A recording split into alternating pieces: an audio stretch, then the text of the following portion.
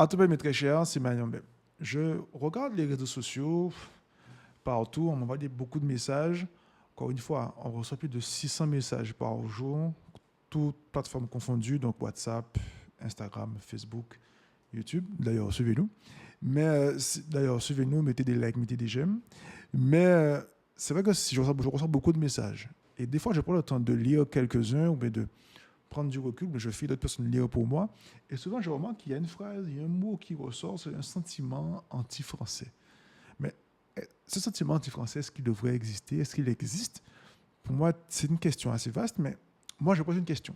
Lorsqu'un Français va en Chine ou en Inde, il crée un magasin de croissants, alors que les Indiens n'ont pas demandé d'avoir de magasin de croissants, mais lui, il crée, parce qu'apparemment, il y a une demande.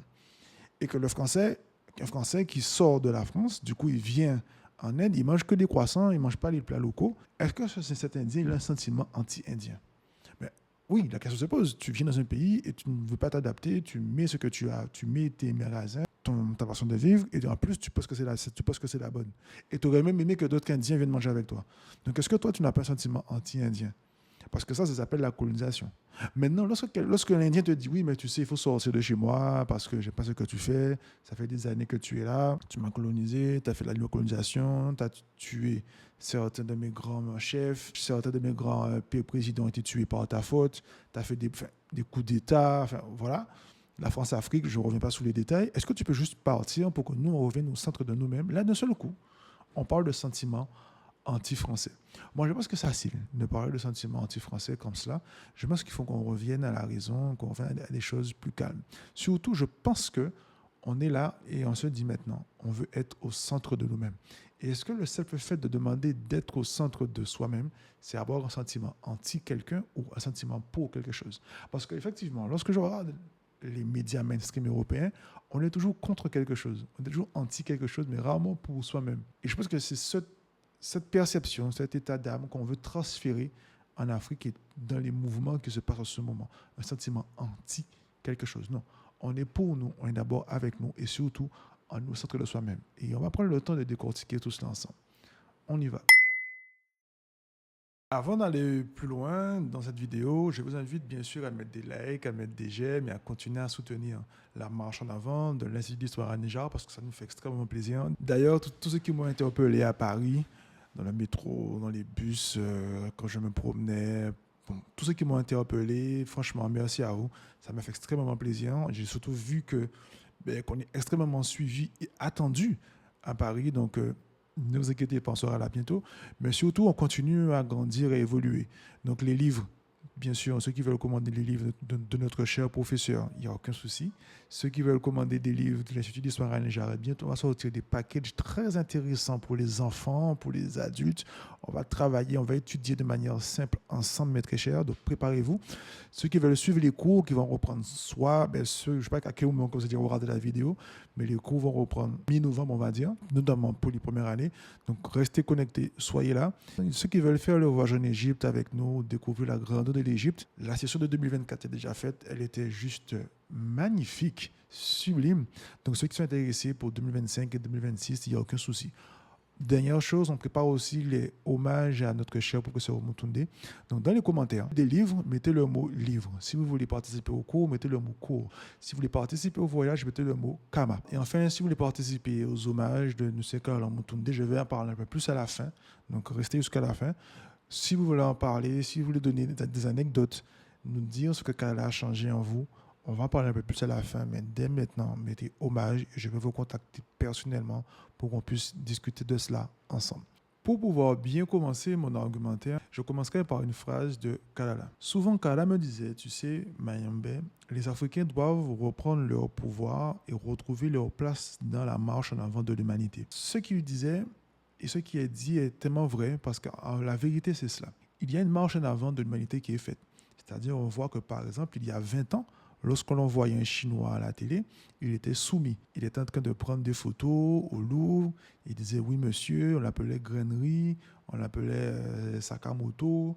On lui donnait plein de surnoms, du racisme, bien sûr, de la volonté de l'hégémonie, de la domination, de la supériorité de l'hégémonie européenne face aux Chinois.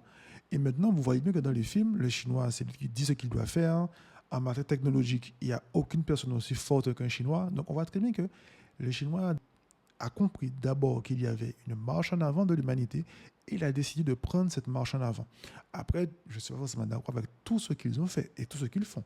Pour moi, ils sont dans cette marche en avant de l'humanité. Et c'est cette marche en avant de l'humanité que l'Afrique veut prendre. Et aujourd'hui, comme on le voit, tout cela est totalement possible et c'est ce qui est en train de se faire. Et moi, je dirais même qu'il y a une volonté qui est très claire. C'est une quête de souveraineté et de centralité. C'est-à-dire, on veut devenir souverain. On veut pouvoir respirer, dire ce qu'on a à dire, faire ce qu'on a envie de faire précisément pour pouvoir continuer une marche en avant. On veut la centralité, ça veut dire être au centre de nous-mêmes. Et la preuve, lorsqu'on voit qu'il y a des mouvements, lorsqu'on a vu tous ces mouvements qui se sont déroulés en Afrique, pour moi, les mouvements actuels sont effectivement une quête de souveraineté et de retour au centre de l'échiquier mondial. Il y a une marche en avant qui est mise, nous on veut rentrer dedans. L'Afrique veut décider pour elle-même, loin de l'influence coloniale et néocoloniale. Et c'est ça que le français appelle le sentiment anti-français. Est-ce que vous êtes d'accord avec moi? Si oui, mettez cela en commentaire. On va continuer à discuter et je vais prendre le temps de répondre à chacun des commentaires. Et ceci aussi va, dans un sens, mettre en place la volonté de se recentrer sur les propres valeurs, les ressources et les forces de son pays. Et en parlant de valeurs, de ressources et de forces, moi, j'ai bien fait en sorte de mettre ces personnes que vous voyez en ce moment, et donc j'ai pris des foules, pour qu'on puisse bien comprendre que toutes ces personnes ont des valeurs, toutes ces personnes sont les ressources de l'Afrique, toutes ces personnes sont les forces de l'Afrique, parce que souvent, lorsqu'on parle de l'Afrique, on parle du minerai, du sous-sol. Mais les personnes qui sont sur place, c'est elles qui doivent représenter véritablement cette force, cette grandeur, cette puissance. C'est-à-dire, analysons le modèle chinois. Les Chinois ont décidé, nous, on envoie tous nos enfants à l'école pour qu'ils deviennent les ressources de l'humanité. Les ressources de l'humanité chinoise avec la volonté chinoise. Et aujourd'hui, on voit très bien que lorsqu'un Chinois parle, on voit bien qu'il y a une forte représentation de leurs valeurs. Ce sont des personnes ressources pour eux et pour le reste de l'humanité. Mais surtout, on se rend compte qu'ils ont une force extraordinaire. Et c'est cela, en fin de compte, que le sentiment anti-français veut mettre de côté. Cette volonté d'être au centre de soi-même et d'avoir ces valeurs, d'avoir cette ressource et surtout cette force. Le sentiment anti-français veut annuler tout ça. Alors que non, ce n'est pas un sentiment anti-français, c'est un sentiment pour nous, par nous-mêmes et pour nous-mêmes. L'autre point que je voulais aussi aborder, c'est cette notion de partenariat gagnant-gagnant. C'est vrai que lorsqu'on parle de partenariat gagnant-gagnant, ça paraît bizarre, mais en Afrique, il y a eu plein de situations où il n'y a jamais eu de partenariat gagnant-gagnant. On voit toujours qu'il y a un gagnant et un perdant. Un perdant et un gagnant. Mais gagnant-gagnant, donc gagnant-gagnant, cela n'existe pas. Et on parlait souvent de mise en place de démocratie, d'universalité, de francophonie, de très beaux mots, mais on voit très bien que lorsqu'on va un peu plus en profondeur, on se rend compte que, par exemple, ici on a un document de France Info qui dit que y a le gouvernement de la Guinée, donc le ministre dit que M. Moussa Magasuba, il a déclaré qu'on avait 0% de 0 francs CFA. Et là, on a négocié, on a réussi à avoir 15% des rails, des ports et des mines. Ça veut dire qu'avant, on venait chez toi et c'était du pillage, tout simplement, du vol, tout simplement. Il n'y avait aucune négociation. C'est un sentiment dans lequel on se dit, mais moi, je suis quelqu'un de franc et on continue à négocier. Et si on négocie pour que, effectivement, on ait quelque chose en retour. Pour que, effectivement, qu'on puisse négocier. Pour qu'on puisse, effectivement, être à l'équilibre, gagnant-gagnant. Et là, quand on parle de sentiment anti-français, c'est juste qu'on veut retirer tout ça pour te dire, vous voyez, il ne nous aime plus. Non, déjà, il n'y a pas d'amour. Il n'y a pas d'amour lorsqu'on parle de relations internationales, de relations économiques. Il y a simplement des intérêts. Mais ce n'est pas qu'on ne vous aime pas ou qu'on ne vous apprécie pas. On veut juste être au centre de nous-mêmes avec un partenariat gagnant-gagnant comme cela se faisait tout le temps. Donc, mes très chers, c'est vrai que le sentiment anti-français, souvent, lorsqu'on en parle à la télé ou autre, on dit oui, ils veulent retirer la France. Non, on veut juste gagner autant que vous. On veut juste être au même niveau que d'autres personnes. Mais surtout, on veut juste être à notre propre niveau. C'est ça la chose la plus importante. On vous met en périphérie, on est au centre. On veut avoir notre propre niveau, on veut avoir notre propre barème, nos propres mesures, nos propres références. Donc, un sentiment anti-français, je ne pense pas. C'est plutôt un sentiment gagnant-gagnant aujourd'hui ou un sentiment où nous, on se met en avant par rapport aux autres de manière sûre, certaine et affirmée. Mais selon moi, l'élément qui dérange le plus, c'est celui-ci. C'est sortir du paradigme occidental dominant. Et j'ai rajouté le mot dominant exprès. Mais dans tous les cas, le but, quand on vous parle de sentiment anti-français, c'est que le sentiment anti-français traduit quoi? Le fait que l'Africain veut sortir du paradigme occidental dominant, tout simplement. Quand on voit sur les pancartes qu'on met la France qu'on veut, avec une croix, c'est pas qu'on est contre le français qui se réveille le matin à 6h, 5h, qui galère, qui touche le RSA ou qui a plein de soucis dans sa vie. On n'est pas contre ça. On n'est pas contre lui. Et ça, il faut bien l'entendre et bien le comprendre.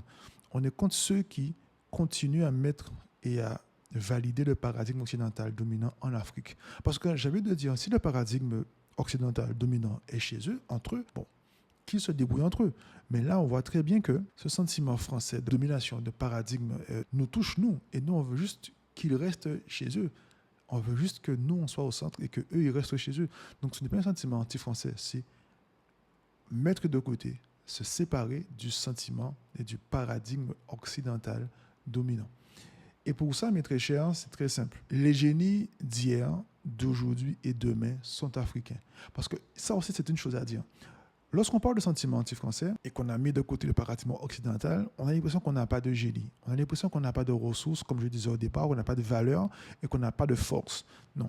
Les génies d'hier, on s'est rendu il y a quelques temps de cela en Égypte, on a bien vu que les génies sont africains. On voit bien qu'aujourd'hui, les génies restent africains et on voit bien que les génies de demain sont africains. On voit bien qu'il n'y a pas de débat à ce niveau-là, que le génie, il est africain. On peut prendre Cheikh Modibo Diarra, on peut prendre d'autres personnes. Et si on prend le temps d'analyser tout cela, on voit effectivement que ce génie est traduit par un sentiment anti-contre. Alors que non, c'est un sentiment pour nous. Et rien que pour nous d'abord, on n'est pas contre les autres. Et je pense qu'aujourd'hui, pour pouvoir clôturer, on va dire entre guillemets, ce débat, il faut qu'on fasse ça. Je vous montre. Voilà. C'est-à-dire que, effectivement, les théories scientifiques ont parfois minoré et ignoré la contribution africaine à l'histoire de l'humanité. Kala l'a dit de manière très claire, de manière brillante. Obenga l'a dit de manière très claire et brillante. Cheikh Anta Diop l'a dit de manière très claire et brillante. Et d'autres personnes le disent aujourd'hui de manière très claire et brillante. Mais aujourd'hui, vous voyez cet oiseau qui est en train de pousser un œuf du nid. Voilà ce qu'on doit faire. Retirer carrément l'œuf occidental de notre nid, pour que nous, on devienne cet oiseau qui vole de nos propres ailes par la suite et qu'on n'a plus besoin de l'œuf occidental, soi-disant, qui va venir nous donner à manger, à boire, qui va nous donner ce qu'il a à nous donner, et que finalement, on se retrouve avec un oiseau plus gros que nous dans notre propre nid. Il faut juste qu'on le mette de côté. Voilà ce qu'on doit faire aujourd'hui. Ce n'est pas encore une fois une déclaration d'être contre les autres. On veut juste être dans notre nid tranquillement, qu'on ne nous embête plus.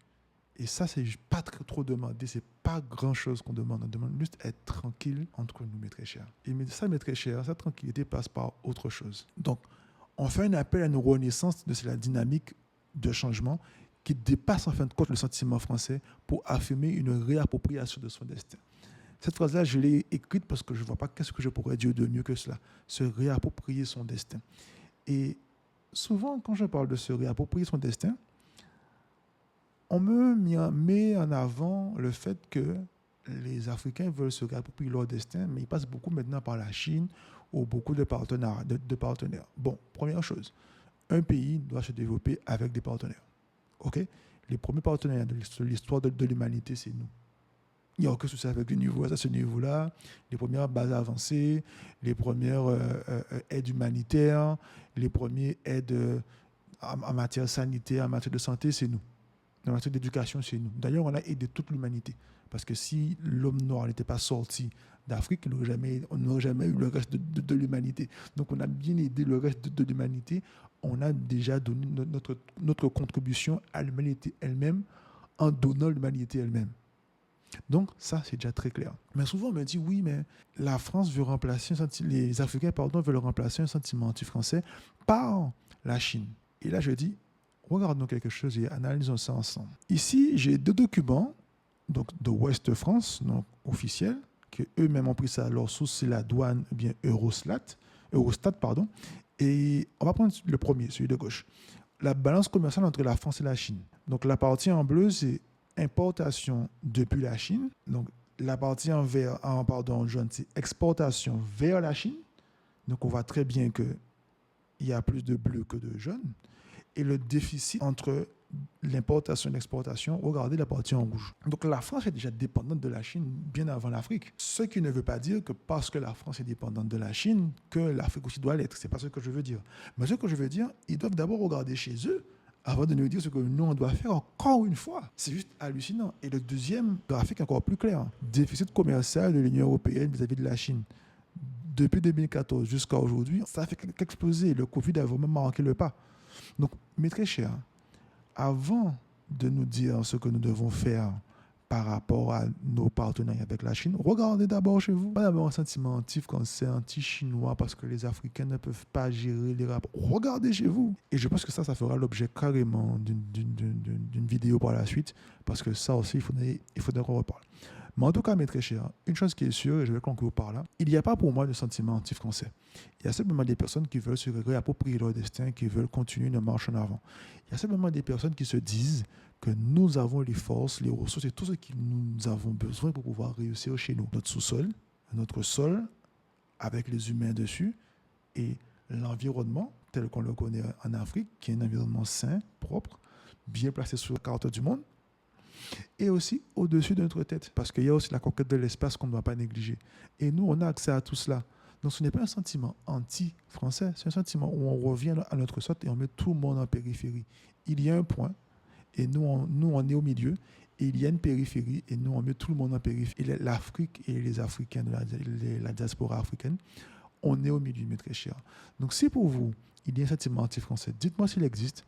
Si pour vous il n'existe pas, dites-moi qu'il n'existe pas. Mettez tout cela en commentaire et je vais prendre le temps de répondre et de continuer la marche en avant avec vous. Mais très cher, dernière chose, et après c'est vrai que je vous laisse. Ceux qui veulent commander les livres, mettez le mot livre en description. Ceux qui veulent suivre les cours de l'Institut, mettez le mot cours. Ceux qui veulent voyager, mettez le mot Kama. Et ceux qui veulent continuer à discuter avec nous, c'est très simple. Mettez toutes vos remarques en commentaire, on continue à discuter ensemble, on continue à grandir ensemble. À toi, mes très chers, on continue la marche en avant.